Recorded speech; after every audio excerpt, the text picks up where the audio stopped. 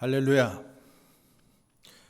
오늘은 고린도전서 14장 1절부터 19절의 말씀 가지고 신령한 것을 사모하라, 이런 제목으로 함께 은혜 나누겠습니다. 자, 오늘부터 우리가 고린도전서 14장 말씀을 공부하겠습니다. 근데 고린도전서 14장 오늘 우리 본문 1절의 말씀을 보면은 사랑을 추구하며 신령한 것들을 사모하되 특별히 예언을 하려고 하라, 이렇게 말씀하고 있어요. 바울은 사랑을 따라 구하고 신령한 것을 사모하라고 말씀하면서, 그러면서 사랑을 따라 구하는 이 신령한 것이 무엇인가 하면 예언이라는 것이죠. 그래서 특별히 예언을 하려고 하라. 예언을 하려고 하라.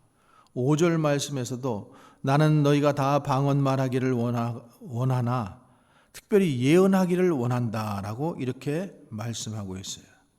그래서 오늘 예언을 중심으로 지금 말씀을 좀 살펴보기를 원합니다. 고린도전서 14장의 말씀은 계속되는 은사에 관한 지금 말씀이죠. 14장 전체가 지금 예언과 방언에 대해서 말씀하고 있어요. 근데 우리가 예언에 대해서 중점적으로 살펴보기 전에 먼저 예언과 방언의 차이에 대해서 먼저 좀 간략하게 보기를 원합니다.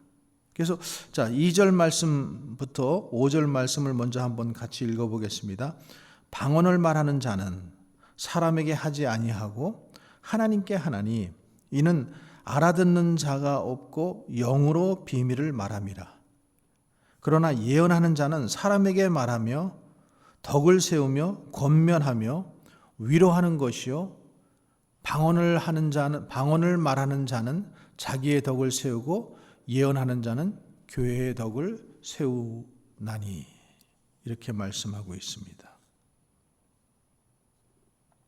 이 말씀을 보면은 방언은 사람에게 하는 것이 아니라 하나님께 하는 것이라고 되어 있어요. 이에 반해서 예언은 사람에게 하는 것이라고 말씀하고 있습니다.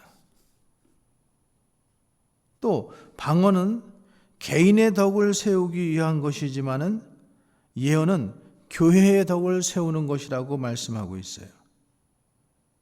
그러면서 바울은 모든 사람이 방언하기를 원하고 특별히 예언하기를 원한다라고 이렇게 강조하고 있습니다. 그러면서 교회에서 통역이 없으면 방언은 사용하지 말라라고 합니다. 왜냐하면 덕이 되지 않기 때문에. 자, 그러면 이러한 예언과 방언이 주어지는 것은 무엇 때문일까요? 그것은 아직 하나님의 계시가 완성되지 않았기 때문에 그렇습니다. 사도시대 때에는 아직 성경이 완성되지 않았던 시기입니다. 그래서 계시나 예언이나 이 방언을 통하여 부분적으로 그것들이 주어지는 것입니다. 그런데 계시가 완성되면 이 계시적인 은사인 예언이나 방언과 같은 은사는 이제 필요 없게 된다는 거죠. 왜냐? 온전한 것이 왔기 때문에. 그 온전한 것은 계시의 온전함뿐만 아니라 그 계시의 온전함으로 드러난 하나님의 사랑의 완전함임을 우리는 지난 시간에 살펴보았습니다. 그래서 예수 그리스도의 십자가로 나타난 하나님의 사랑이란 바로 죄인이고 원수된 자들에 대한 일방적인 사랑이었다라는 거죠. 그 사랑 안에 있는 자는 온전한 자이기에 그 사랑을 증거하게 되었다. 증거하는 것이다. 이렇게 말씀하고 있어요. 자, 다시 오늘 본문 1절로 돌아가 보면은 사도 바울은 고린도 교회를 향해서 사랑을 따라 구하라, 사랑을 추구하라, 또 신령한 것을 사모하라, 사모하되 특별히 예언을 하려고 하라, 이렇게 말씀하고 있어요. 여기서 바울 사도가 예언을 하라고 하는 것은 무엇을 말하는 것일까요? 우리가 이 말씀을 이해하기 위해서는 우선 예언이 무엇인지 먼저 생각해 보아야 되죠. 사람들이 예언하면 가장 먼저 생각하는 것이 무엇입니까? 예언, 그러면은 장래에 무슨 일이 일어날 것인가? 그것을 예언이라고 합니다. 그래서 사람들은 장래에 나에게 좋은 일이 있을지 아니면 불행한 일이 있을지를 알아서 좋은 일은 불러들이고 불행한 일은 피하고자 하는 거예요. 그래서 사람들이 찾아가는 곳이 어디예요? 무당이나 점집을 찾아가는 거예요. 사람들이 왜 무당이나 점집을 찾아가요? 자신이나 자신의 가정에 불행이 찾아온다는 이 두려움 때문이죠. 그래서 점을 보고 미리 그 불행을 알아서 자신들에게 닥칠 불행을 피해보고자 하는 것이 이들의 마음이죠. 그러면 성경에서 말하는 예언은 무엇일까? 성경에서 말하는 예언은 사람들이 대부분 생각하고 있는 그 예언과는 조금 달라요. 하나님께서 말씀하시고 하나님께서 이루시는 것을 성경은 예언이라고 말합니다. 창세기 15장에 보면은 하나님께서 아브라함에게 언약을 하십니다.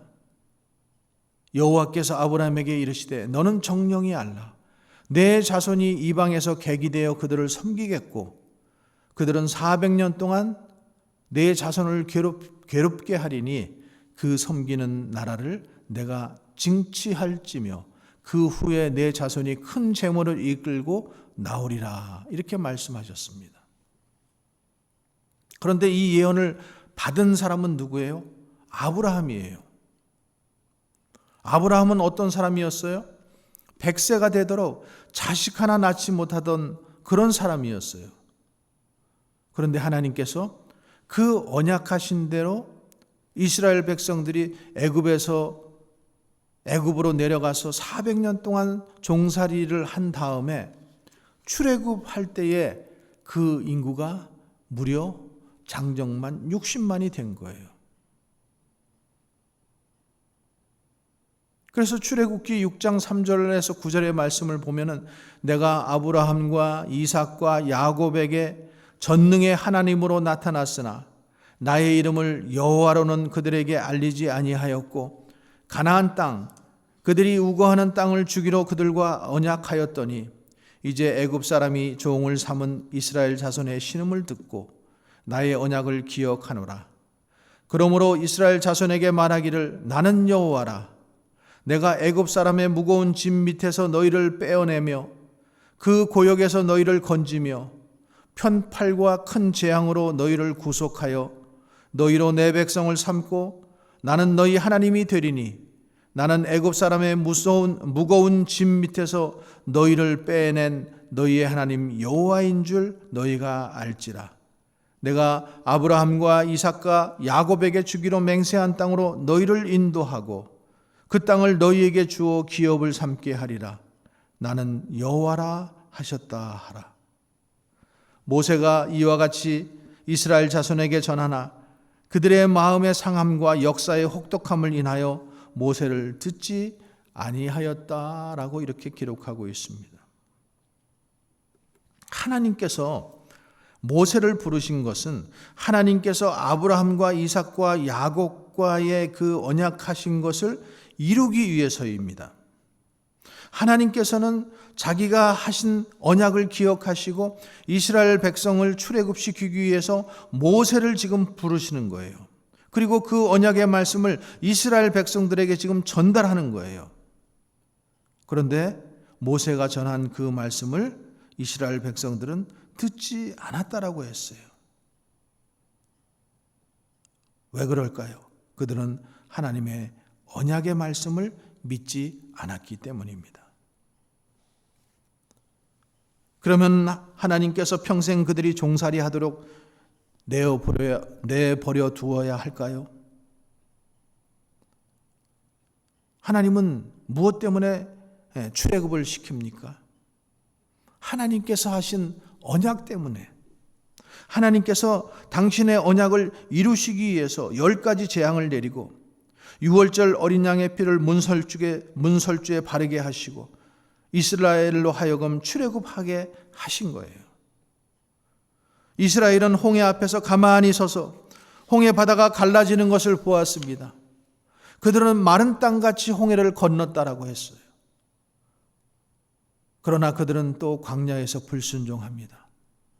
그 불순종으로 인해서 그들은 다 멸망받습니다. 그들의 불순종이 무엇에 대한 불순종이었습니까? 하나님께서 언약하신 바를 이루실 능력이 없다라고 그들이 말한 것이에요. 하나님께서는 이런 그들을 멸망시키시지만 결국 자기의 언약을 이루어내셔서 가나안 땅으로 인도하시는 것입니다. 그리고 언약의 완성을 통해서 하나님께서 홀로 영광 받으시는 것이죠. 자기 언약을 신실하게 이루시는 하나님을, 그 하나님을 통해서 모세가 계시를 받게 된 것이라는 거죠. 율법도 받고 장차 일어날 한 선지자에 대한 예언도 받고, 그래서 신명기 18장 15절에 보면은 내 하나님 여호와께서 너희 중 내 형제 중에서 나와 같은 선지자 하나를 너를 위하여 일으키시리니 너희는 그를 들을지어다, 이렇게 말씀하고 있어요. 그래서 이 말씀, 그 말씀이 신명기 18장 16절에서 21절에 이것이 곧 내가 총회의 날에 호렙산에서 너희 하나님 여호와께 구한 것이라. 곧 내가 말하기를 나로 다시는 나의 하나님 여호와의 음성을 듣지 않게 하시고 다시는 이 큰 불을 보지 않게 하소서. 두렵건대 내가 죽을까 하나이다 하매 여호와께서 내게 이르시되 그들의 말이 옳도다. 내가 그들의 형제 중에 너와 같은 선지자 하나를 그들을 위하여 일으키고 내 말을 그 입에 두리니 내가 그에게 명하는 것을 그가 무리에게 다 고하리라. 무릇 그가 내 이름으로 고하는 내 말을 듣지 아니하는 자는 내게 벌을 받을 것이요 내게 고하라고 명하지 아니한 말을 어떤 선지자가 만일 방자히 내 이름으로 고하거든 다른 신들의 이름으로 말하면 그 선지자는 죽임을 당하리라 하셨느니라. 내가 혹시 심중에 이르기를 그 말이 여호와의 이르신 말씀인지 우리가 어떻게 알리오 하리라. 만일 선지자가 있어서 여호와의 이름으로 말한 일의 증언도 없고 성취함도 없으면 이는 여호와의 말씀이라 말씀하신 것이 아니요 그 선지자가 방자히 한 말이니 너는 그를 두려워 말지니라고 말씀하고 있습니다. 진짜 선지자는 그 하신 말씀이 반드시 성취가 된다라는 거예요. 그러므로 그 선지자의 말을 듣지 아니하면 망하게 된다라는 거예요. 벌을 받게 된다라는 거예요. 그리고 거짓 선지자는 죽임을 당하게 될 것이라는 거죠. 자, 그러면은 참된 선지자와 거짓 선지자를 어떻게 구별하는가? 똑같이 여호와의 이름으로 말하지만은 그 말에 증험과 성취함이 있는가 없는가 하는 것을 보면 알 수 있다라는 거예요. 그러므로 참된 선지자는 자기의 말을 하는 것이 아니라 하나님의 말씀을 전한다라는 거예요. 그것이 이 땅에서 예언으로 나타나는 것입니다. 그러한 예언자들의 공통점은 이스라엘 백성들의 죄를 지적하고 그들로 하여금 회개하고 하나님께 돌아오라라고 말한다라는 거죠. 그런데 그렇게 하나님의 언약을 말하면서 예언한 선지자들은 왜 백성들에게 미움을 당하고 배척을 당할까요? 그것은 이스라엘 백성들의 이 개인의 욕망, 그 욕심 때문에 그렇게 된 거예요. 그 욕망을 정죄하였기 때문에 개인의 꿈, 가정의 꿈, 자기가 속한 단체, 또 그것이 국가이든 교회이든 자기들의 욕망을 위한 장래를 꿈꾸면서 자기들의 영광스러운 역사를 만들어 가려는 자들에 대한 심판을 선고하였기 때문에 그들이 배척을 당하게 된 거죠. 자, 그러면 하나님의 예언을 증거하던 선지자들이 받은 대접이 무엇입니까? 이사야서 50장 4절에서 6절의 말씀을 보면은 주 여호와께서 학자의 혀를 내게 주사 나로 곤핍한 자를 말로 어떻게 도와줄 줄을 알게 하시고 아침마다 깨우치시되 나의 길을 깨우치사 학자와 같이 알아듣게 하시도다. 주 여호와께서 나의 길을 열으셨으므로 내가 거역지도 아니하고 뒤로 물러가지도 아니하며 나를 때리는 자들에게 내 등을 맡기며 나의 수염을 뽑는 자들에게 나의 뺨을 맡기며 수욕과 침뱉음을 피하려고 내 얼굴을 가리우지 아니했다라고 했습니다. 하나님의 예언의 말씀을 전하는 자는 하나님의 말씀을 깨달아 알아듣고 학자의 혀로 곤핍한 자를 도와주려고 하는데 그런 예언자들을 어떻게 대접하는가? 그들을 때리고 수염을 뽑고 뺨을 때리고 침을 뱉는 것입니다. 하나님의 예언을 전하는 자들에 대하여 이렇게 대접하고 있다는 거예요. 우리가 고난주간에 우리 때문에 멸시를 받는 예수님을 보았잖아요. 그 예수님을 뺨을 때리고 갈대를 가지고 그 머리를 내리치는 것을 보았잖아요. 하나님의 말씀을 전하는 자, 하나님이신 그분을 사람들은 그렇게 멸시한다라는 거죠. 하나님의 예언을 하나님 자신이 오셔서 이루셨는데 세상은 그를 어떻게 대접했어요? 결국 강도보다도 더 밉다고 그래서 십자가에 못 박아 죽여버리지 않습니까? 그러므로 이 세상이 하나님의 심판 아래 곧 하나님의 저주 아래 있다라는 거예요. 그래서 무슨 예언을 해야 합니까? 이 세상은 멸망한다라는 거예요.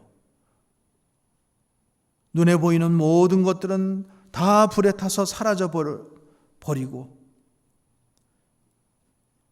그리고 우리는 예수님께서 그 피로 만드신 새 하늘과 새 땅을 바라보며 살아야 한다라는 거죠.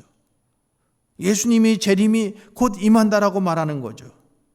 그러므로 세상을 사랑하는 것에서 돌이켜 주님의 재림을 소망하며 살아가야 하는 것, 이것이 예언이라는 거죠.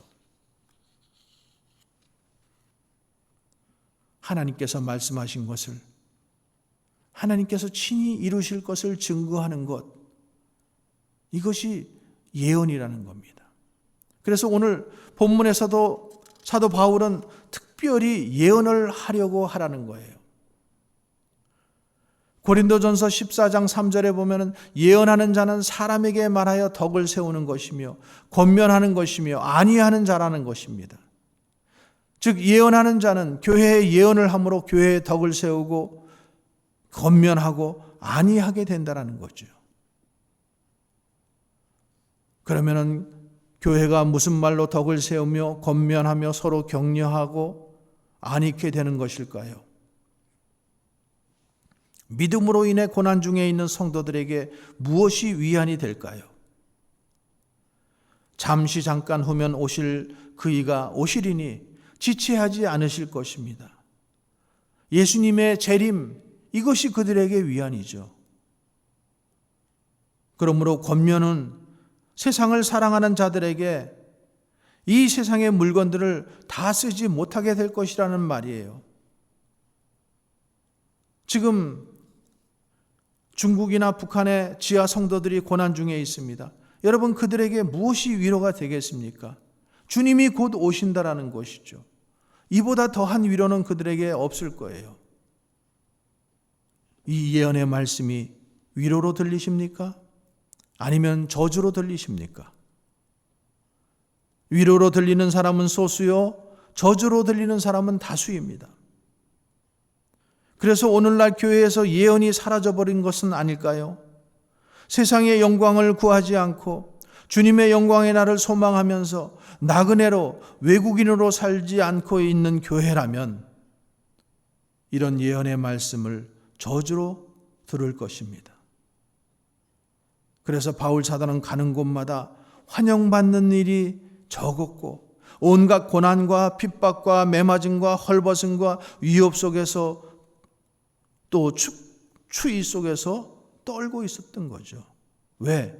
그가 참된 예언의 길, 예언자의 길로 갔기 때문입니다. 구약의 마지막 성경인 말라기 4장 5절 6절의 말씀을 보면은 보라 여호와의 크고 두려운 날이 이르기 전에 내가 선지 엘리야를 너희에게 보내리니 그가 아비의 마음을 자녀에게로 돌이키게 하고 자녀들의 마음을 그들의 아비에게로 돌이키게 하리라. 돌이키지 아니하면 두렵건대 내가 와서 저주로 그 땅을 칠까 하노라 하시니라. 구약의 마지막 말씀이에요. 이 말씀에 보면은 돌이키지 아니하면 저주로 땅을 치신다라고 말씀하고 있습니다. 그 엘리야로 온 자가 세례 요한이고 이 세례 요한은 자기를 부인하고 예수님을 증거하지 않습니까? 그러므로 예수님께서 우리의 마음을 아버지께로 돌이키지 아니하시고 그대로 두시면 그것은 저주예요. 우리 그리스도인들은 지금 이 세상에서 편하고 잘 사는 것이 목적이 아니라 눈에 보이는 세상만이 전부인 양 살아가는 자들에게 오늘도 예언을 해야 하는 것입니다. 이 세상은 끝이 온다. 이 세상은 소돔과 고모라처럼 불살라질 것이다. 그러므로 회개하고 예수를 믿어야 합니다. 이 말씀을 전하는 우리들이 되어야 될 줄로 믿습니다. 성령 하나님께서 우리에게 은혜를 주셔서 우리로 하나님의 예언의 말씀을 담대하게 전하는 우리들이 되기를 주의 이름으로 간절히 축원합니다. 기도하겠습니다.